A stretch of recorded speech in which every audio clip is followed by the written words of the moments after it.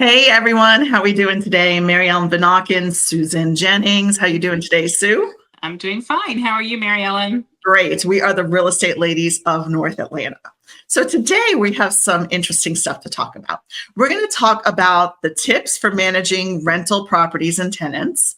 We're going to talk about a neighborhood highlight that we always do, which is Knollwood by the Providence Group in Johns Creek. We are going to talk about what we love about North Atlanta, which is Roswell. And then we're going to talk about never underestimate the power of putting up drapes or curtains, however you want to say that. So that's our design tip of the day. All right, so let's dig in today, Sue, and talk about our neighborhood highlight, Knollwood by the Providence Group. Yeah, so Knollwood is located on Parsons Road in Johns Creek, just off of 141, very close to Northview High School. And these homes range in size from just a little bit over 3,000 square feet to about 4,400 square feet. You can have anywhere from 4 to 7 bedrooms, depending upon which collection of home you choose. In terms of the floor plan, 3 to 6 full bathrooms, up to 2 half baths, and 2 to 3 car garages. Okay. So the thing that's really nice about Parsons is that it's a fantastic location. You're close to where they're building the new town center in Johns Creek. You're in a great high school area, Northview High School. You're located just off of 141 for easy access to get down into Midtown and downtown Atlanta. And also it's a Providence Group home, which, as you know, we talk a lot about the Providence Group and how much we like the Providence Group, but this is really a Johns Creek premier luxury home community. And you can really just elevate your lifestyle there. So the two different collections that I mentioned as far as home styles, the first is the Plaza collection. Those are the homes that are in the 3,000 to 3,100 square feet in terms of luxurious living space. They do boast, some of them do have owner suites on the main, and they're just open concept floor plans, seamlessly integrating family rooms and kitchens, and they're just very elegant floor plans. The second collection is the Americana collection. Okay. These are the homes that are just a little bit larger at 3,700 to 4,300 square feet. And again, unique lifestyle, great floor plans, and you can actually have optional third floor plans with these homes as well. So you can really create the home of your dreams and the entertainment area and the environment that you want to live in. So again, it's called Knollwood. It's by the Providence Group. And actually, as the Johns Creek Town Center develops, I expect that homes in this particular area are going to increase in value just because of the proximity to that particular center. Yes, I agree. Yeah. So yeah, great location, great place. Providence Group is always great, and kind of designing your own home is nice because a lot of times there's only spec homes up there, and everybody likes that third level area where they can make it either a man cave or they can make it another media room for the kids, another game place for kids or for adults. So it's always nice that you can, and having a master on the main is always important to some people too.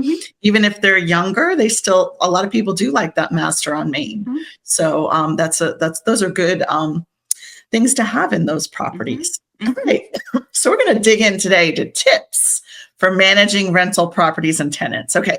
So let me just start. You can manage let's just start here.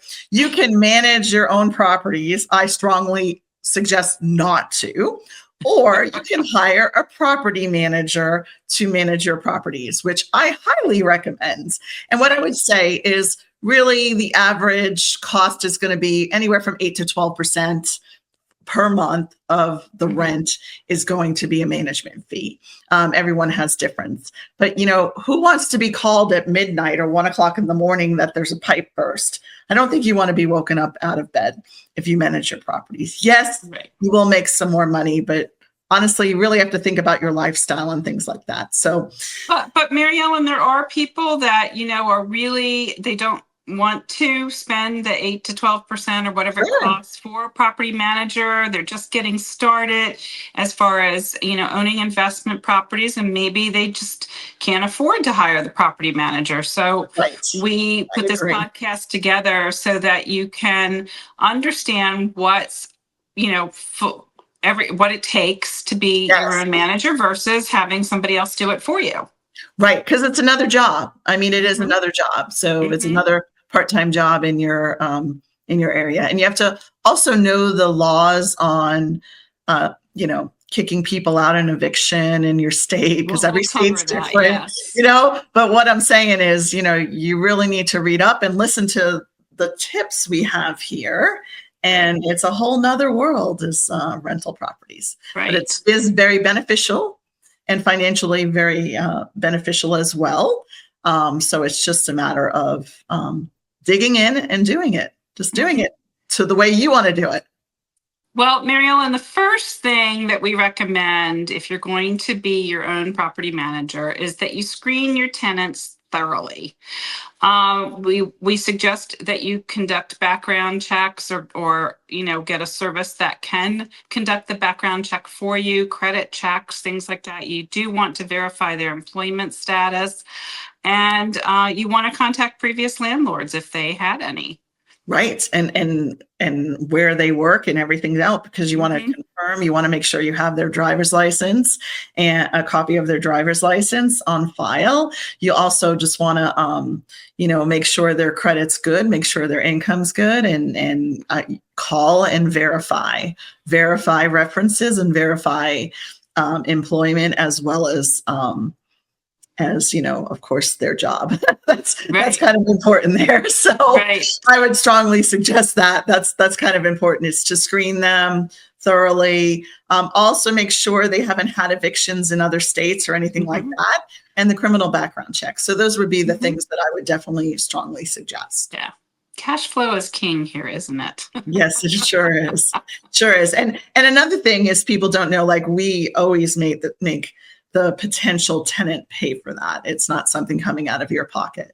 So anyone who's going to apply for your property, there's lots of different websites and that have that information. My Smart Move is one of them that we use, and it does all of that for maybe $45, around $45-$50 per Right. hour. And My Smart Move is extremely easy to use. If you've never used it before, it just Yes, takes a few seconds and you get a great report back from them with a lot of detail.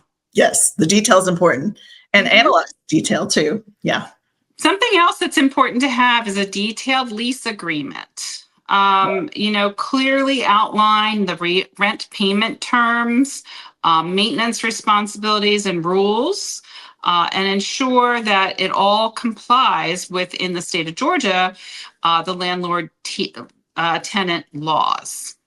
Yeah, so I will suggest that if you do work with a real estate agent on this, they have a Georgia lease that you can look at and you can use. And I find that very helpful, instead of you creating your own lease. And you can do that with your attorney or however you want to. But honestly, sometimes having those Georgia lease, I have a lot of investors that I work with, and I do rent their properties for them. I do not do property management, but I will rent properties for my past clients. And I always use the Georgia lease form. Yeah, one thing that to point out here, Mary Ellen said, I do not do property management in the state of Georgia. That is actually a separate license. Yes. It is not the same as having a, real estate sales license like Mary Ellen and I do. Property managers are licensed separately. Yes. And Mhm. lots of them. But when it comes to a lease, either have an attorney draw a lease up that you always use, or get a professional real estate person involved in whatever state you're in, and they can guide you in the right direction. Right. So, as far as guiding everyone in the right direction, you want to make sure that you're establishing clear communication, and you want to make sure everybody's using email, that you've got correct email addresses for every adult that's living in the property aged 18 and over, that you have a phone number that you can text. And then, if you want to be able to keep your tenants informed, you want your tenants to be able to contact you, especially in case of an emergency. And you want to be able to have everybody respond promptly to questions and maintenance requests. Well, it's the same thing as when you're working with a client. You want to see what's your best communication.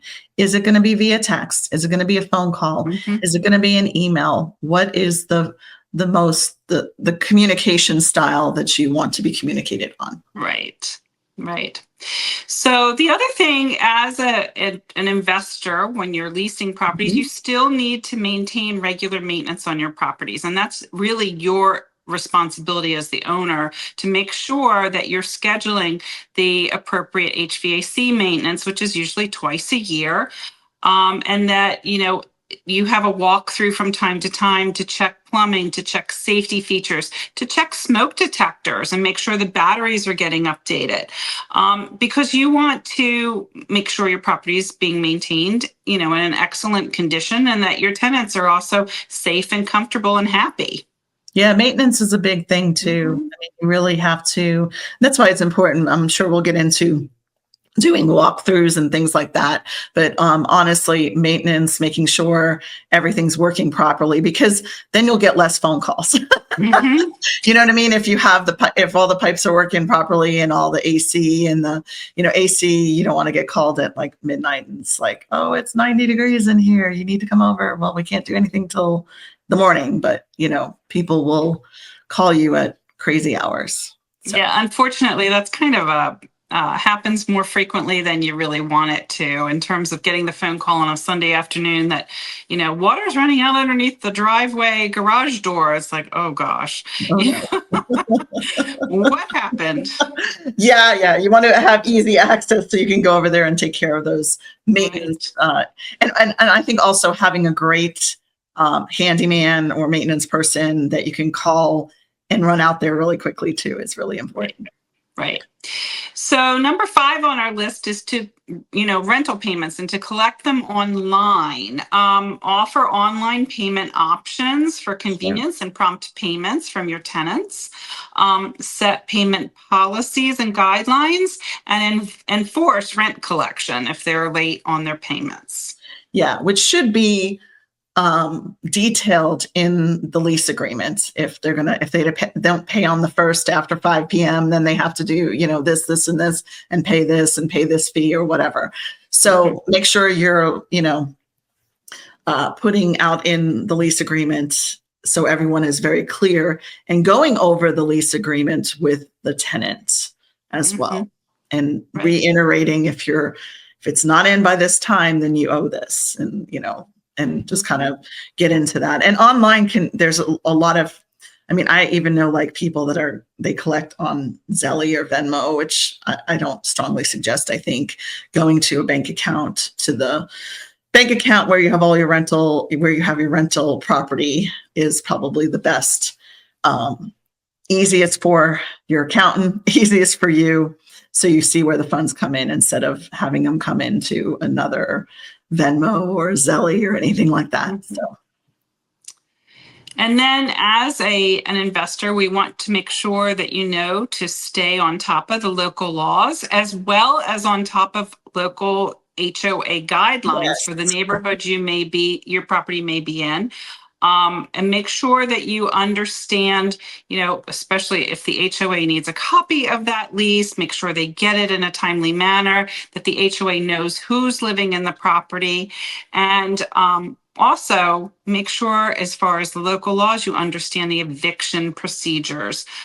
We want you to avoid any legal missteps. And also, I can tell you from experience, we have seen tenants that have beautiful credit scores and look like they are great tenants, but then we find out months later the property manager had to evict them because they weren't paying their bills. So just stay vigilant and stay on top of everything. Yeah, and going back to HOA, a very good tip, I think this is a great tip, is you have the covenants of the HOA and you give it to the renters and you have them sign something or put an amendment, put something in the special steps that you will abide by all the HOA rules. Right. Because some HOAs are strict. Like if you don't put your garbage can in that day that the garbage goes out, you get fined. And you don't, if you're not living there, you don't want to be fined, but your tenant will be fined. So I think very, very clear and concise. So everyone's still on the same page on that HOA. Exactly. And, number 7 on our list is to work with reliable vendors. So if you do have a tenant that calls you and says, I'm having an issue with a toilet or the HVAC is not working properly, make sure you have reliable vendors that are responsive, that can, respond to the tenant's request on a timely manner. Establish relationships with contractors, electricians, plumbers, and ensure that they are cost effective as far as their solutions and that they are responsible. Yeah. I mean, having the best vendors is key, and having people that are available right away, because a lot of times when you get an issue from your tenants, it's usually something that needs to get taken care of right away. So have those relationships with those vendors. Yeah. Right. So next is plan for vacancies. I mean, we can't control the real estate world. Nobody can control the real estate world. And it might take you a while to get the best tenant in there. You might get some applicants that you're just not uneasy about. So really have some fun sitting around for vacancies, because it could take 2-3 months to rent a property. It could take 1 month. It could take 1 day. Depending on the time of the year too, has a lot to do with it. So really look at when you're renting things and when the lease is up, and seeing if that's a good month, and just kind of go from there too. As far as rentals are concerned, I can tell you that, from what I can have observed at least, that rentals are the busiest between like the end of the school year and the beginning of the school year. So basically from May to July is the busiest time of the year for rentals. And also, if your property is in an HOA, make sure you know what the vacancy rules are in terms of how long the property can sit vacant before you would lose the ability to lease it, because a lot of these HOA communities do have a waiting list for people wanting to rent properties.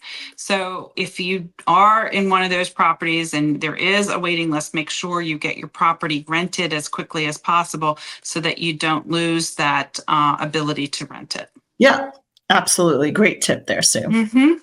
So number 9 is consider professional management. I'm a big advocate on that one. Right, because managing your own property can be very time consuming. Hiring a property management company can really take a lot of the pressure off of you as the owner. They can handle tenant screening. They can handle collecting the rent. They can handle evicting the tenant if needed. And also they take care of the lease. They take care of everything. Like I don't even, I have rental properties and I don't sign a lease or anything. I see the lease after it's signed, but I don't get involved. So it's like they're doing this service for me. So I don't have to get involved in anything unless there's something that majorly happens that I have to, write a check for, like the air conditioning breaks or something like that, or something happens with the roof. Yes, of course, they're going to call me, but they do have they'll let me know. They'll notify me of any expenses that I have. Right. And then number 10 on our list is to stay organized. Use property management software to track leases, rental payments, and expenses, and keep detailed records for tax purposes. Your accountant will love you. Yes, that's a big thing. Your accountant will love you if you have everything in one place. That's why I'm saying don't commingle funds anywhere else. Have a rental account where everything goes into an escrow account and just so that it's easier for your accountant. So I agree with that. Right. Staying organized is so important. Right. So, the next thing I wanted to cover here is, what do rents really cost in different areas of the North Metro Atlanta area? So, I took a scenario where we have a 3-bedroom, 2-bath home with about 2,000 square feet. So, a respectable sized home, not a huge home. But if you look at Alpharetta, Roswell, and Sandy Springs, what is Sure. this generally going to cost you? Now, granted, it depends upon, like in an Alpharetta and a Roswell, it depends upon how close it is to the downtown area, what the rest of the neighborhood looks like, which school area you're in, and so forth. So these do vary a little bit. But in Alpharetta, monthly rents for a 3-bedroom, 2-bath with about 2,000 square feet range between $2,200 and $3,500 a month. Like I said, homes closer to that downtown area could be on the higher end of that. In Roswell, rents are generally start at about 2,200, but only go up to about 3,300. And again, the proximity to that historic area of Roswell can really affect the prices. In Sandy Springs, rents are a little bit higher because you're in closer to the city. Sure. They start at about 2,500 a month and go up to 4,000 a month. And they're really influenced by your access to the perimeter area to 400 to 285 and any of those major business hubs that are in that area. Yeah. And these were just general trends as of December 2024. And there's so many other factors that go into that. But if you're looking for a property that's a little bit larger than a 3-bedroom, say 4 to 5 bedrooms, and you're still in the Alpharetta, Roswell, Sandy Springs area, just for comparative purposes, and have 2.5 bathrooms or more, and maybe even a 2-car garage, what can you expect your rents to be? Sure. Rents typically start in Alpharetta around $2,600 and go up to close to $5,000 a month. They can be more than that if it's a larger home, depending upon where it's located. Roswell, the rents begin at about $2,400 a month and go up to $3,000 or more. And in Sandy Springs, they start at about $3,000 a month and go up to about $5,000. And a lot of this is dependent upon how updated the home is and so forth. So how old the house is, the Right. updating, the subdivision, the schools. There's so many factors into it. I think somebody who does not know anything about North Atlanta and wants to move here and they want to rent a place, this is good guidance. Yeah. And that's what we're trying to do, is give you information and educate you on what is going on in the market right now. So. Right. So generally, if you're from outside the area and you're looking to rent, most of these rentals are 12-month rentals. If you need something that's shorter than 12 months, the best you're going to be able to do is find an apartment complex that will start with maybe 2 or 3 month leases and go up from there. And then, of course, those shorter leases are a little bit more expensive. It is actually more of a cost savings to take a 12-month lease, but leases can be broken. I shouldn't say that too loud, but if you do find the perfect home, and depending upon what your credit situation is, if you've already sold your home in the city you're coming from, sometimes it actually is more cost effective to break your lease and go ahead and buy a home than to wait out the 12-month period on the lease. Yeah, definitely. All right. So I think we went over some things about, renting your property, what to look for, and gave you some ideas of what, anything else to add to this, Sue? No, not right now. I think so. All right. So let's go into what we love about North Atlanta. So today we're going to talk about Roswell, which is one of my favorite places. I really do love downtown Roswell. I love Roswell. It's just such a great place. It's family orientated, yet lots of cute little restaurants. The homes are a little older, not as young as Alpharetta, but honestly, they have charm. So fire away. What do you want to talk about Roswell? Well, just so everybody knows, in the Roswell area, you are at the foothills of the North Georgia mountains. So you have great access to get up into the North Georgia mountains, such to go to wineries, to go apple picking, to do some other activities up in the mountains.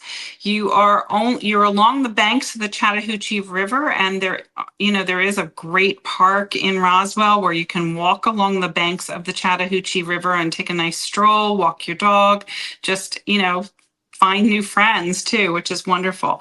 But Roswell's only about 20 minutes from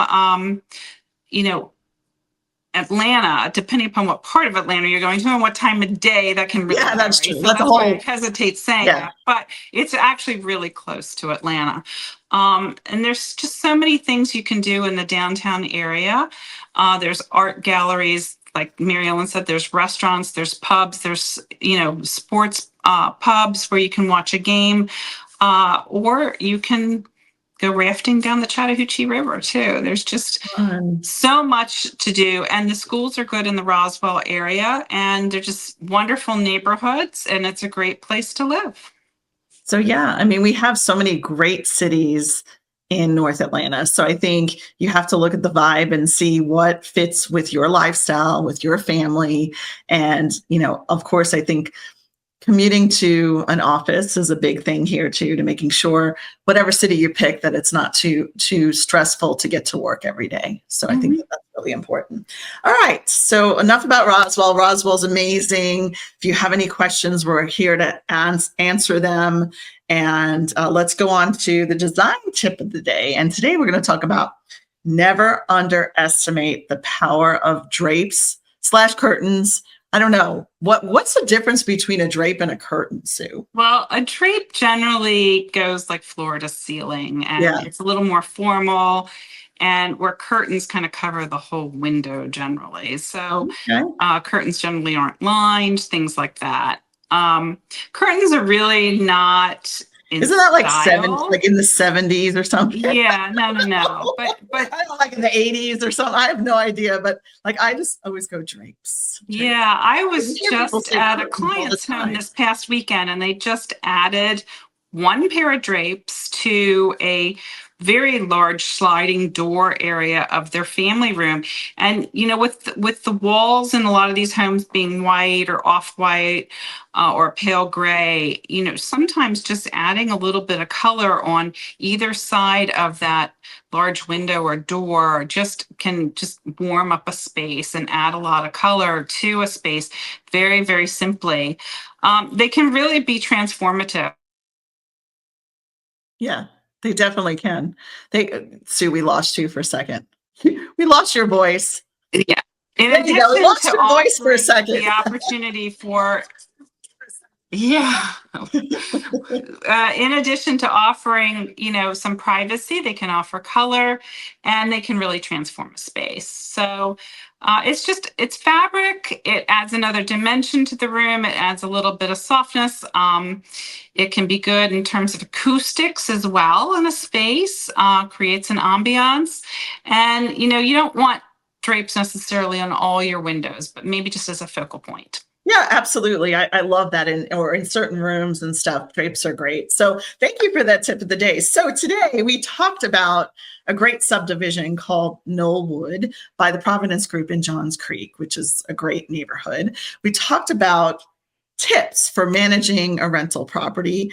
And we talked about what we love about North Atlanta, which is Roswell. And then we also talked about the power of drapes, not curtains, drapes, because I love drapes, and curtains to me is like, I don't know, maybe 1960s or 70s or I don't know. Drapes are just so more sophisticated. So we talked about that. So thanks for listening to us today, Sue. Thanks for joining us as usual and giving us such great information. You can follow us on our social medias, and thank you for listening, and have a great day. Take care.